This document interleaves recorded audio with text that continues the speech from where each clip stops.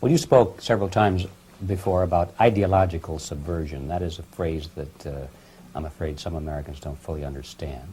When the Soviets used the phrase ideological subversion, what do they mean by it?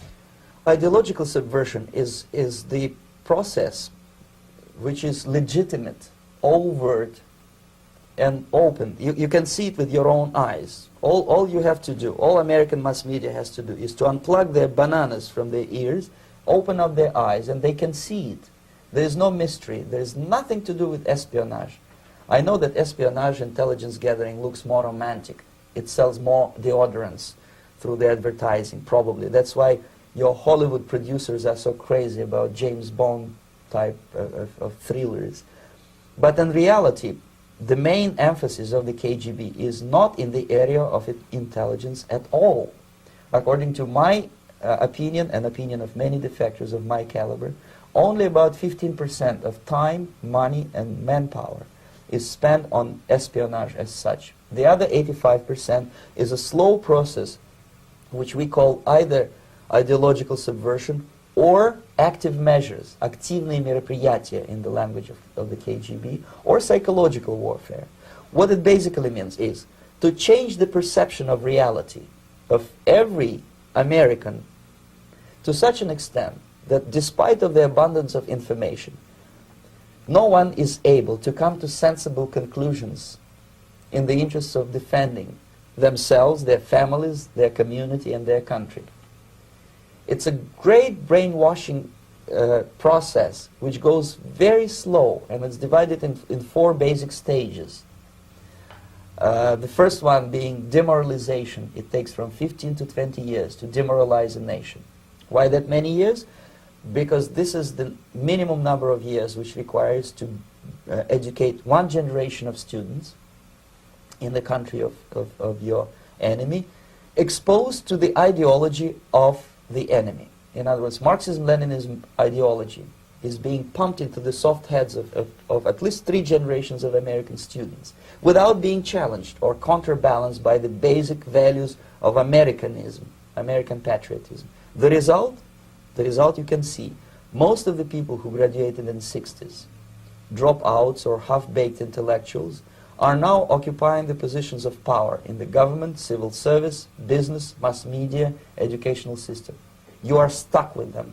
You cannot get rid of them. They are contaminated. They are programmed to think and react to certain stimuli in a certain pattern. You cannot change their mind, even if you expose them to authentic information, even if you prove that white is white and black is black, you still cannot change the basic perception and the logic of behavior. In other words, these people, the process of demoralization is complete and irreversible. To get rid society of these people, you need another 20 or 15 years to educate a new generation of patriotically minded and common sense people who would be acting in favor and in the interests of the United States society. And yet these people who've been programmed and, as you say, in place, and Yes. who are favorable to an opening with the Soviet concept, these are the very people who would be marked for extermination in this country? Most of them, yes. Simply because the psychological shock when they will see in future what the beautiful society of equality and social justice means in practice, obviously they will revolt. They will be very unhappy, frustrated people. And the Marxist-Leninist regime does not tolerate these people. Obviously they will join the links of dissenters, dissidents. Unlike in present United States, there will be no place for dissent in future Marxist-Leninist America. Here you can get popular like Daniel Ellsberg and filthy rich like Jane Fonda for being dissident, for criticizing your Pentagon. In future, these people will be simply squashed like cockroaches. Nobody is going to pay them nothing for their beautiful, noble ideas of equality. This they don't understand, and it will be greatest shock for them, of course. The demoralization process in the United States is basically completed already. For the last 25 years, Actually, it's overfulfilled, because demoralization now reaches such areas where previously not even Comrade Andropov and all his experts would even dream of such a tremendous success.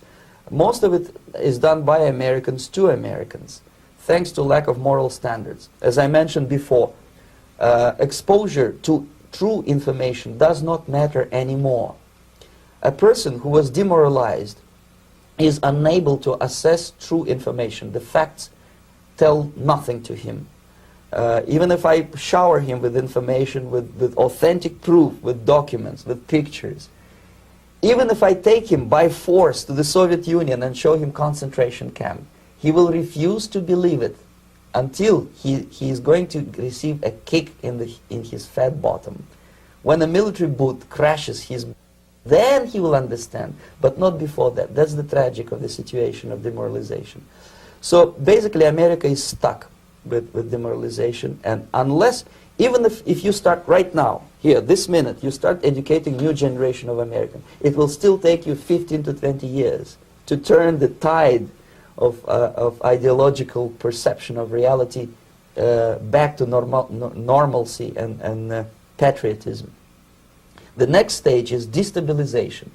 This time, subverter does not care about your ideas and the patterns of your consumption. Whether you eat junk food and get fat and flabby, it doesn't matter anymore. This time, and it takes only from 2 to 5 years to destabilize a nation, what matters is essentials: economy, foreign relations, defense systems.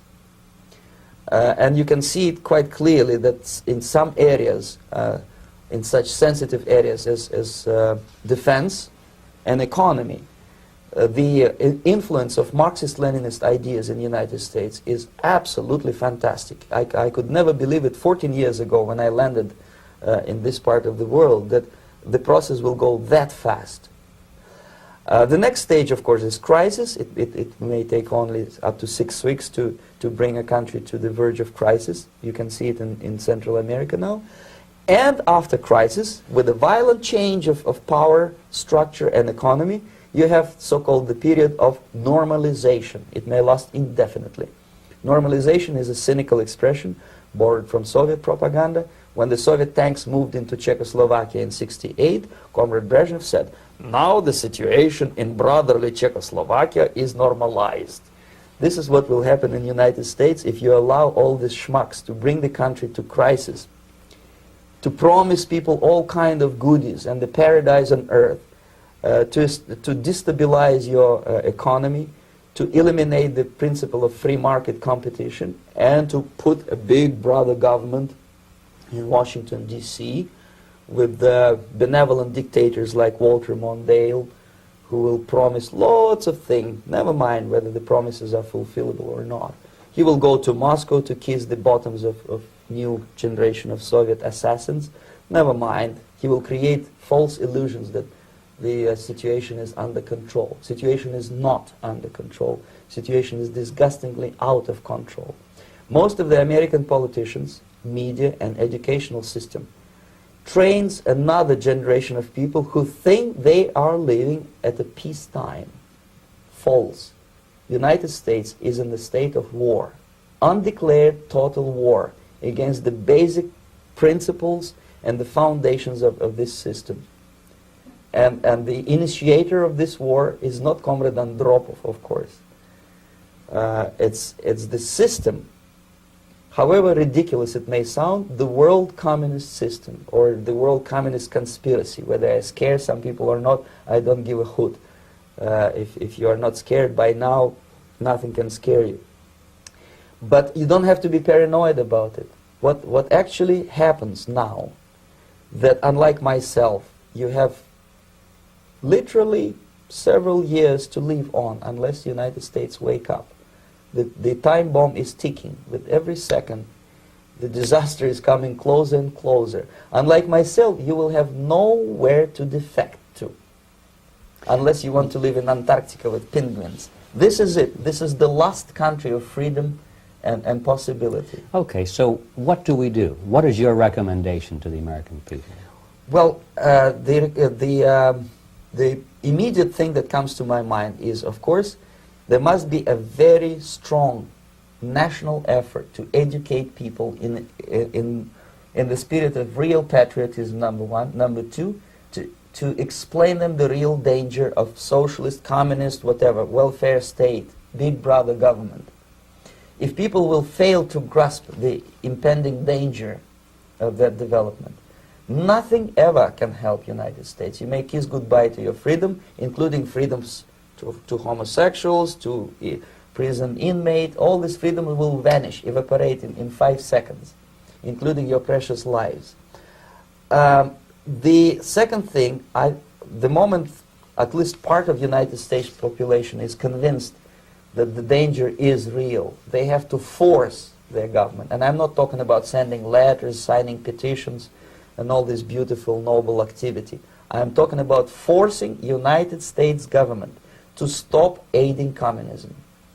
Because there is no other problem more burning and urgent than to stop the Soviet military-industrial complex from destroying whatever is left of the free world.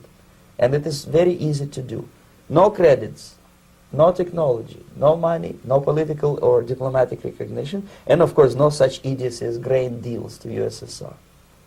The Soviet people, 270 million of Soviets, will be eternally thankful to you if you stop aiding a bunch of murderers who sit now in Kremlin and whom President Reagan respectfully calls government. They do not govern anything, least of all such complexity as the Soviet economy. So two very simple, maybe too simplistic answers or solutions, but nevertheless they are the only solutions. Educate yourself, understand what's going on around you. You are not living at the time of peace. You are in a state of war, and you have precious little time to save yourself. You don't have much time, especially if you are talking about young generation. There's not much time left for convulsions to the beautiful disco music. Very soon it will go, just overnight. If we are talking about capitalists or wealthy businessmen, I think they are selling the rope on which they will hang very soon. If they don't stop, if they cannot curb their unsettled desire for profit, and if they keep on trading with the monster of the Soviet communism, they are going to hang very soon. And they will pray to be killed, but unfortunately they will be sent to Alaska probably to manage industry of slaves. It's simplistic. I know it sounds unpleasant. I know Americans don't like to listen to things which are unpleasant. But I have defected not to tell you the stories about such idiocies as microfilm, James Bond type espionage. This is garbage. You don't need any espionage anymore. I have come to talk about survival. It's a question of survival of this system. You may ask me, what is it in for me? Survival, obviously, because unlike, as I said, I am now in your boat. If we sing together, we'll sing beautifully together. There is no other place on this planet to defect to.